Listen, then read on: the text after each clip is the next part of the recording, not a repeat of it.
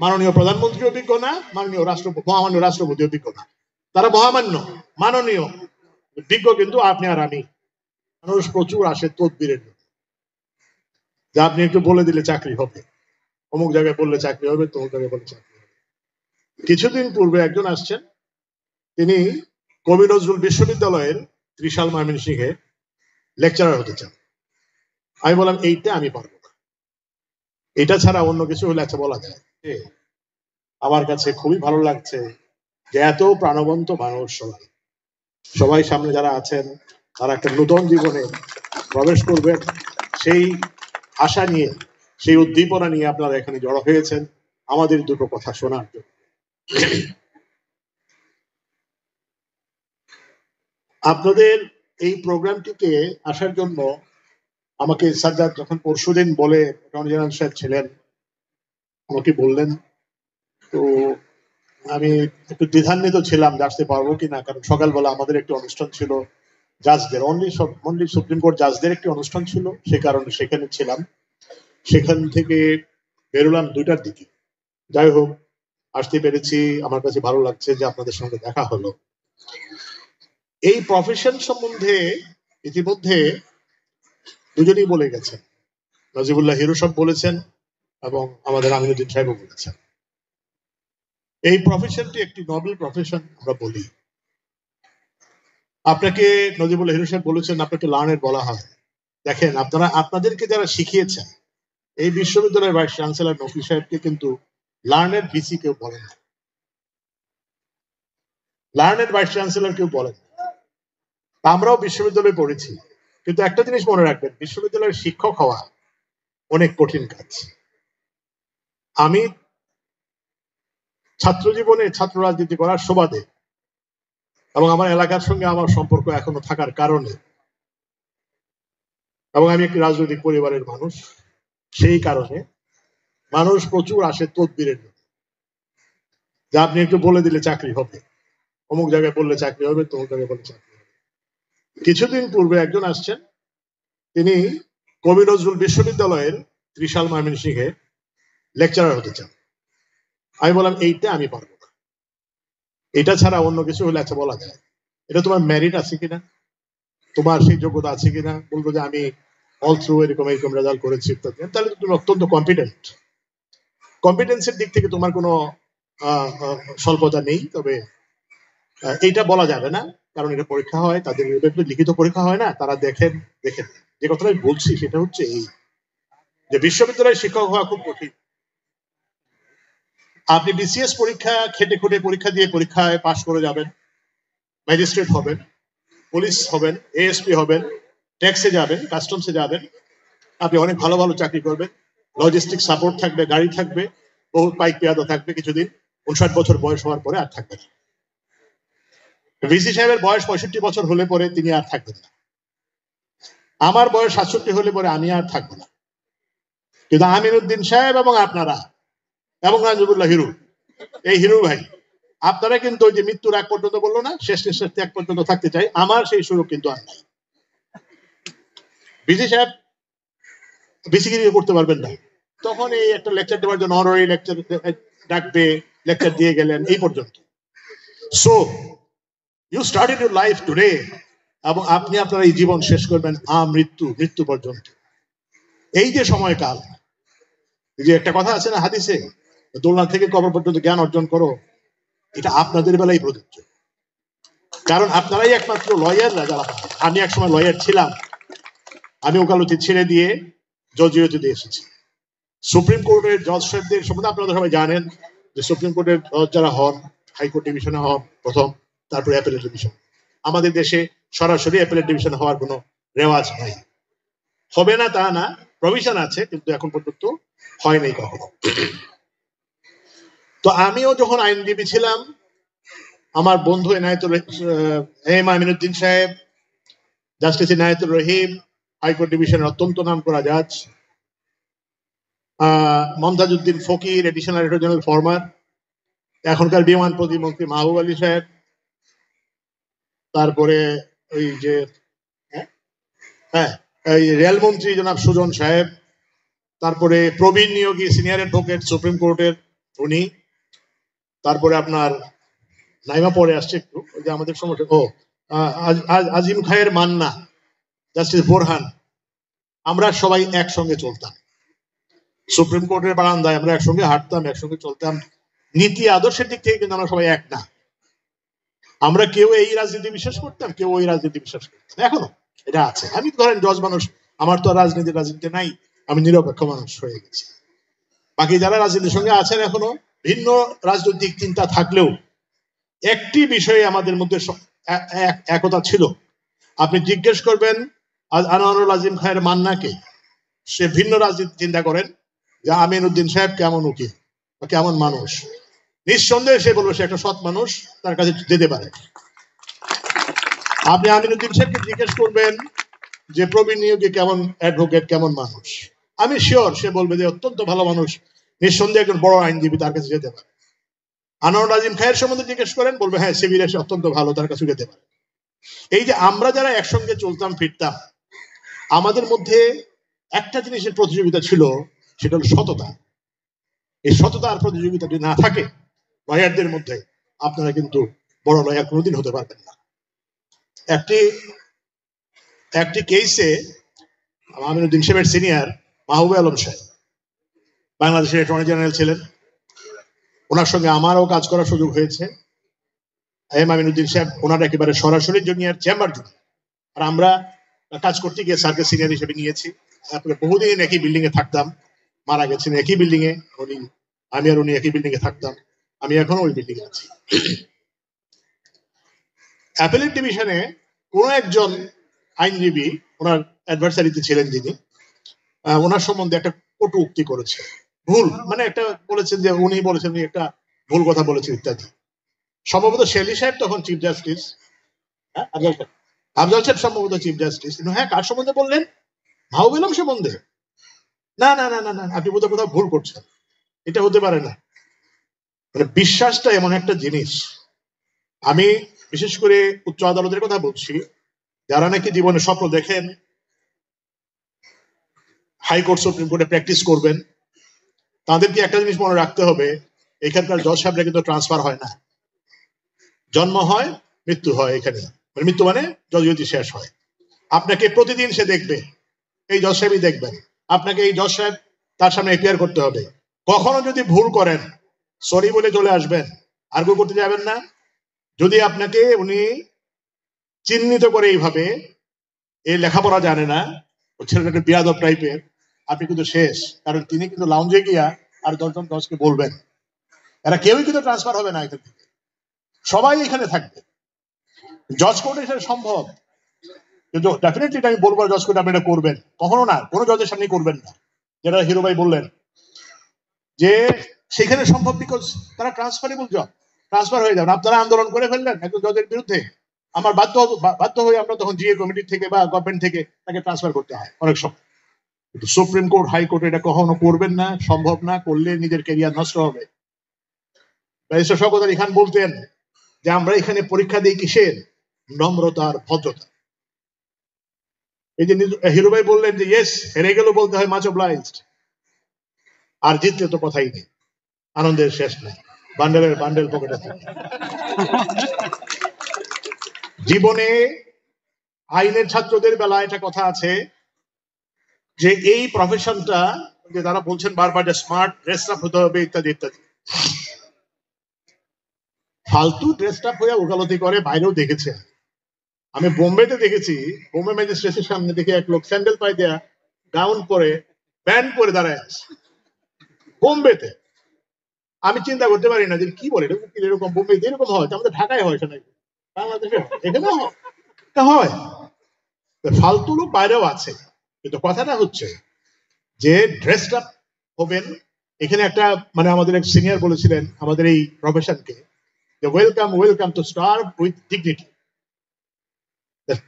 Welcome to this profession two starve with dignity. না খেয়ে থাকবেন, ভালো কাপড় পরবেন, ভালো টাই পরবেন, ভালোভাবে চলবেন, ভালোভাবে কথা বলবেন, এটাই হচ্ছে এই প্রফেশনের মাধুর্য, এই প্রফেশনের কর্তব্য, প্রফেশনের মানুষদের কর্তব্য। সেই জন্যই আপনাকে বোঝাতে হবে যে আপনি সবই বুঝলেন। আপনার কাছে একটা পোস্টাল প্রবলেম নিয়ে আসতে পারে, একটা পোস্টাল ডিপার্টমেন্টের পদ, আপনি না করবেন যে নাই পারি না?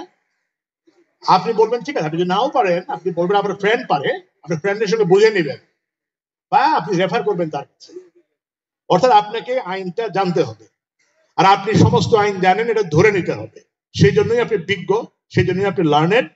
বিসি সাহেবও লার্নেড না, বিসি সাহেবও বিজ্ঞ না, মাননীয় প্রধানমন্ত্রীও বিজ্ঞ না, মাননীয় মহামান্য রাষ্ট্রপতিও বিজ্ঞ না।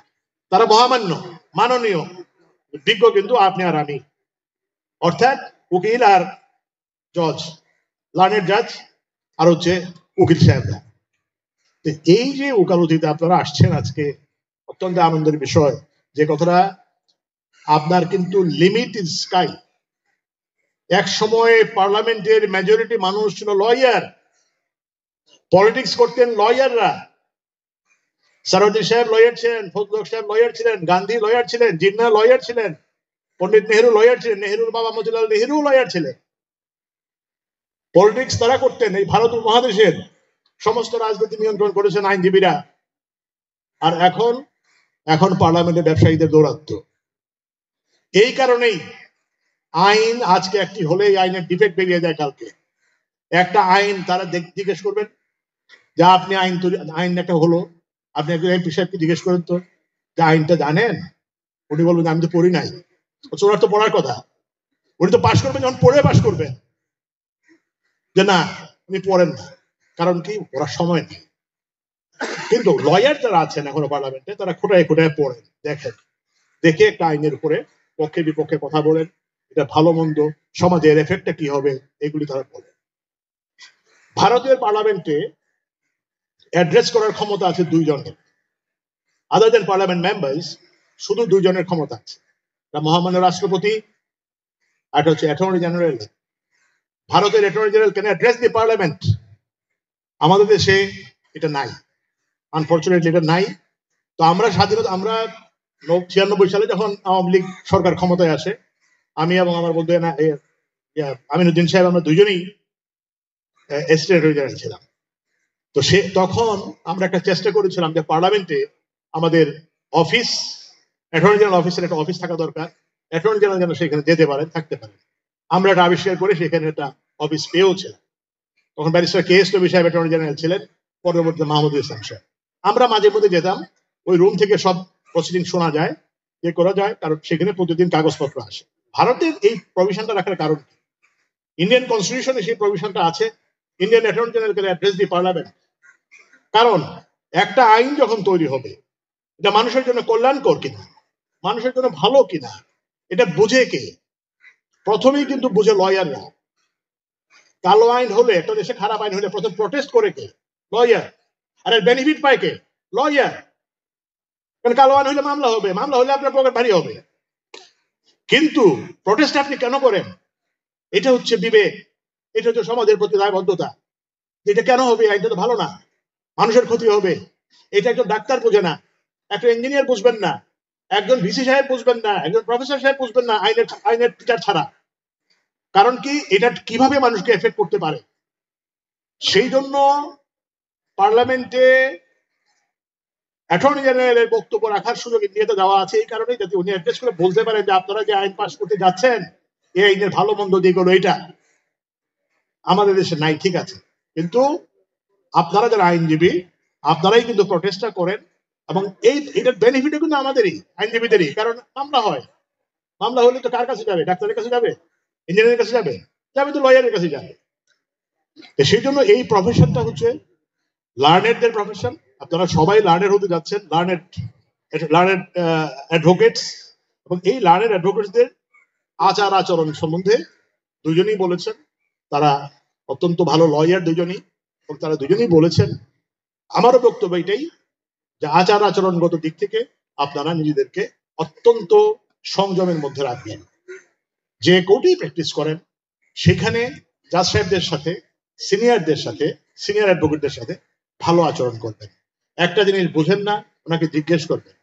আমি হাইকোর্ট ডিভিশনে থাকার অবস্থায় 6টা ডিস্ট্রিক্ট ইন্সপেকশন করেছি, ইনক্লুডিং চিটাগং। ঢাকা কোর্ট আমার ইন্সপেকশন করার সুযোগ হয় নাই, আর এখন আর সুযোগ নাই। অ্যাপিলেট ডিভিশন থেকে ইন্সপেকশন হয় না, অ্যাপিলেট ডিভিশনের নিয়ন্ত্রণ নাই। নিচের কোর্টগুলোর উপরে কনস্টিটিউশনালি নিয়ন্ত্রণটা হচ্ছে হাইকোর্ট ডিভিশনের। আমি হাইকোর্টে থাকাকালীন 6টা ডিস্ট্রিক্ট আমি ইন্সপেকশন করেছি। আমি জিজ্ঞেস করতাম, যেহেতু আমি লয়ার ছিলাম, আমি জাজ সাহেবদেরকে আলাদা করে জিজ্ঞেস করতাম, সরি লয়ারদেরকে আলাদা করে জিজ্ঞেস করতাম জজ সাহেবদের সম্বন্ধে আপনাদের বক্তব্য কি। এটা কেন বলছি পরে বলছি আপনাদেরকে। তারা বলতেন যে না স্যার, জজরা ভালো, অনেস্ট, 95, 97, 98% জজই অনেস্ট। তবে 1-2জন জাজ খুব বদমেজাজি, খারাপ আচরণ করেন, একেবারেই ইয়ে করেন না। আমি জজ সাহেবদেরকে যখন আলাদা করে বসতাম তখন বলতাম যে দেখো, যে সিনিয়র অ্যাডভোকেট তোমার কোর্টে আসছেন তিনি হয়তো তোমার বাপের সমান, তো তুমি সেই রেসপেক্ট দিয়ে কথা বলতে পারো না? তোমার ভালো লাগে না, ঠিক আছে, তুমি চুপ করে থাকো, শোনো, আলটিমেটলি তুমি তো কথা, রায় তো তুমিই দিবে, অর্ডার তো তুমিই লিখবে। আর যিনি এই মামলার সঙ্গে সংশ্লিষ্ট না, সেরকম একজন সিনিয়র অ্যাডভোকেটের সঙ্গে আলাপ করতে তো কোনো অসুবিধা নাই, তুমি যদি না বোঝো। আমি যার সাথে বলতাম, আর অ্যাডভোকেট সাথে বলতাম, বলি, এখনো বলি এটা, যে আপনারা জজের সঙ্গে কোনো তর্কে জড়ায়েন না। সে যখন বলে, দরকার বলে বলবেন স্যার একটু ঠিক আছে, অ্যাডজমেন্ট দিয়ে দেন আজকে, আমি একটু দেখে আসি, আর আপনি যখন বুঝতেছেন যে জজ না, আপনি কনভিন্স করতে পারছেন না, আপনি চেষ্টা করেন তাকে একটু কাম করতে, একটু ঠান্ডা করার জন্য চেষ্টা করেন। ঠান্ডা করার তো পদ্ধতি বিভিন্ন ভাবে আছে, আপনি তো আর ওনার কাছে স্যার সরি স্যার মাফ চাই স্যার এটা বলবেন না, কারণ আপনি বুঝতেছেন যে দশটা ভুল করে ফেলছে। সেখানে আপনি তাকে থামানোর চেষ্টা করবেন, সবটাই in a very very dissent way. এটাই হচ্ছে আমাদের সভ্যতা এবং ভদ্রতার প্রতিযোগিতার জায়গা হচ্ছে সুপ্রিম কোর্ট, যারা আগেই বলছে শওকত আলী খান সাহেব বলতেন। আপনারা রাষ্ট্রের 3টা অঙ্গ আপনারা জানেন, এই 3টা অঙ্গের একটাই হচ্ছে পার্লামেন্ট, একটা লেজিসলেচার পার্লামেন্ট, একটা এক্সিকিউটিভ, একটা জুডিশিয়ারি। এই জুডিশিয়ারিতে আমরা সকলে, আমি চিফ জাস্টিস থেকে শুরু করে মুন্সিফ পর্যন্ত, এবং আপনারা আমরা সবাই কিন্তু সঙ্গে জড়িত। আমি জিজ্ঞেস করলাম যে এত সৎ জজ থাকলে জুডিশিয়ারি, ওই যে অ্যামনেস্টি ইন্টারন্যাশনাল আরো কারা কারা হিসাব দেয় জুডিশিয়ারির অবস্থান কোন জায়গায় কারাপশনের দিক থেকে, কেন? একজন উত্তর দিল, জজ সাহেব খুব অনেস্ট জজ, নিচের কোর্টে, স্যার এই যে পেশকার যে ডেট দিতে টাকা নিচ্ছে, ডেটটা দিতে টাকা নিচ্ছে, এটা কারাপশন। অ্যাডভোকেট সাহেব যে মিথ্যা বলছে তার ক্লায়েন্টকে, এটা কারাপশন। আর এরকম অনেকগুলো কারাপশন যে দেখাবো, সবগুলো তো আমার অ্যাকাউন্টে জমা হচ্ছে, সবগুলো তো জুডিশিয়ারির অ্যাকাউন্টে জমা হচ্ছে। আপনি একজন জুডিশিয়াল অফিসার সৎ থাকলে কি হবে? একটা সাইডে লয়ার জজ সৎ থাকলে কি হবে? আরেকটা সাইডে লয়ার যদি অসৎ থাকে তাহলে সে বলবে কি, এই যে দশের ঘুষ খেয়েছে। আমরা যখন ওকালতি করেছি, আইসা বলতো কি, স্যার এই মামলার তো দশের ঘুষ খায়া এই রায় দিয়ে দিচ্ছে, আমার নেত্রকোনা ভাষায় বলছি। আমি জিজ্ঞেস করলাম, তুমি দেখছো ঘুষ খাইতে? না, তাহলে আল্লাহকে লিখা। আরে আল্লাহ করে তুই পারস না, বেটা বোঝাইতে তুই হাঁটছিস, তুই কনভিন্স করতে পারিস নাই, সেই জন্য হাঁটছিস। হ্যাঁ, হতে পারে যে তোমার মামলা ভালো, জজ সাহেব না বুঝে হারিয়ে দিয়েছেন, এটা হতে পারে। তুমি এই কথা বলো কেন যে সে ঘুষ খেয়েছে? দুটা জিনিস, পাপ তো দুটা হয়।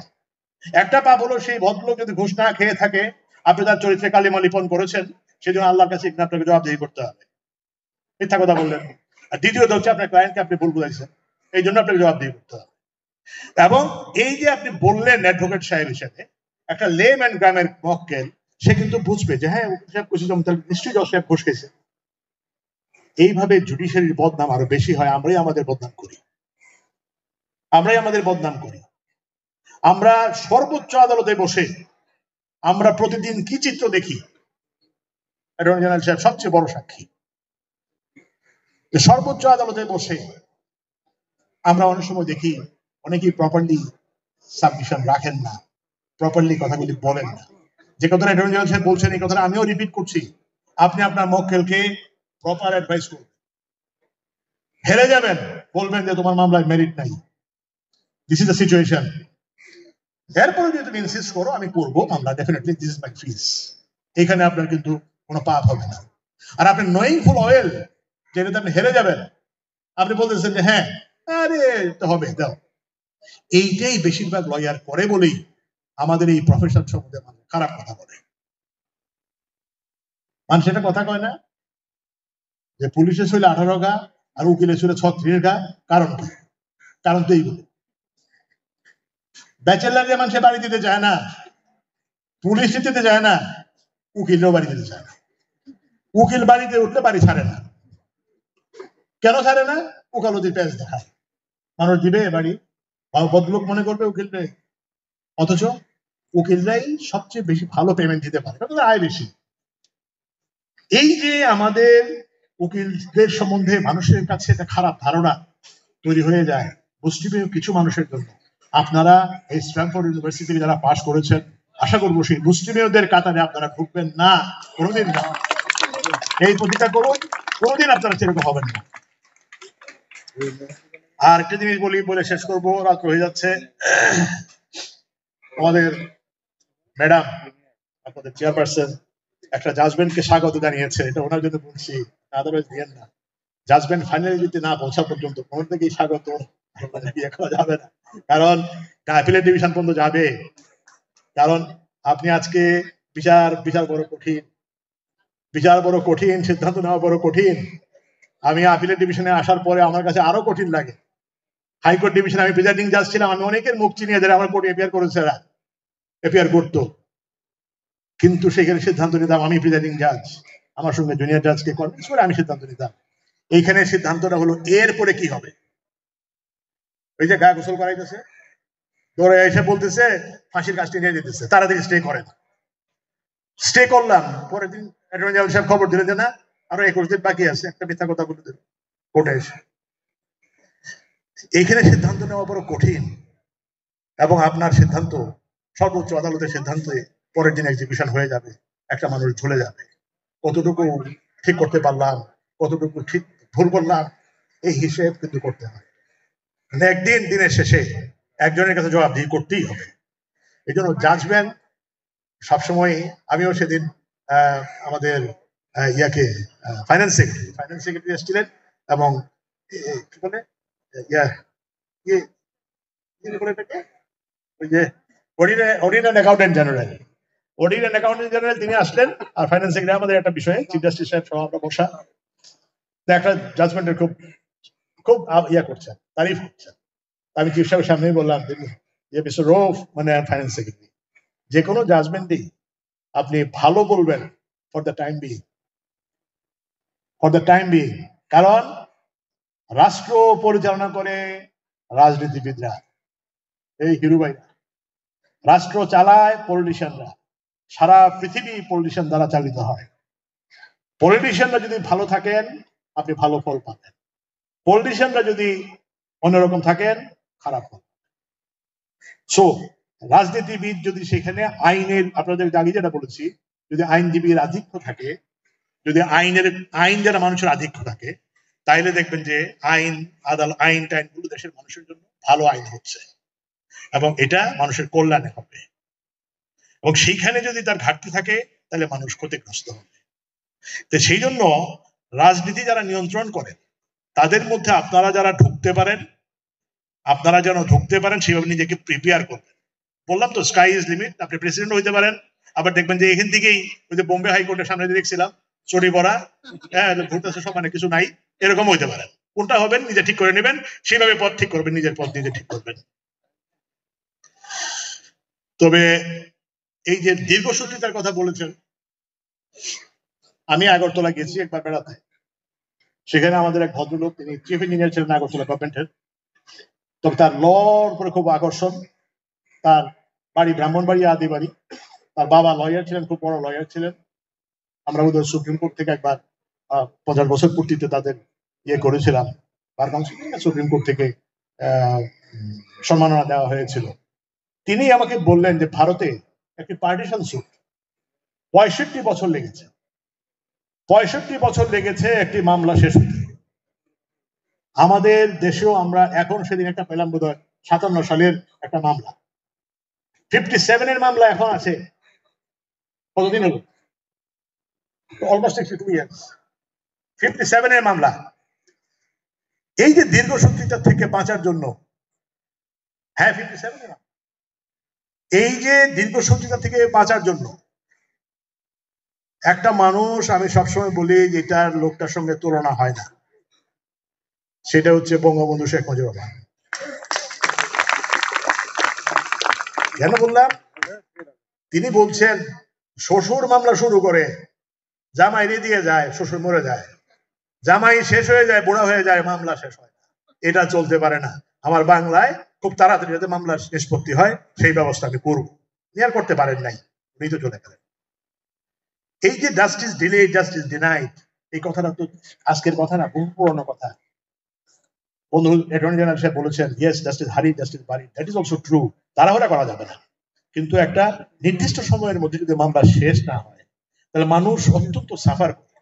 এবং এই যে সাফারিংসটা যে কি, এটা যে ভুক্তভোগী সে ছাড়া কেউ বোঝে না।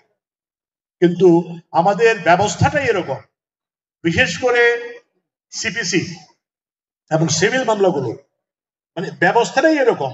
অবাক লাগে যে এটা কোন রকমের সংস্কার হচ্ছে না এখন পর্যন্ত। আমার ছেলেও আপনাদের মতো আইনের ছাত্র, এখন ছাত্র না, সে ছাত্র তো প্রায় এখন ছাত্র, পিএইচডি করতে যাবে। সে আমাকে বলে, সে বিলেতে পড়াশোনা করেছে, সে আমাকে বলে যে তারা এভরি ইয়ার তারা ডেভেলপ করে, এভরি ইয়ার তারা ইমপ্রুভ করে ব্রিটিশ ল, তা আমরা কেন করি? তো কথাটা হচ্ছে যে আমাদের আইন করার জায়গা হচ্ছে পার্লামেন্ট, আইন সম্বন্ধে সাজেশন দেয় কে? ল কমিশন। আর আমরা কি করি? আমরা জাজমেন্ট ল তৈরি করি, অর্থাৎ আমরা একটা জাজমেন্ট দিলাম, এটা একটা আইন। এখন কমিশন, ল কমিশন যে আইনগুলি তৈরি করে, ল কমিশন দেশের মানুষের অবস্থা বিভিন্ন পার্সপেক্টিভ চিন্তা ভাবনা করে তারা সুপারিশ করেন, সুপারিশের ভিত্তিতে আইন তৈরি হয়।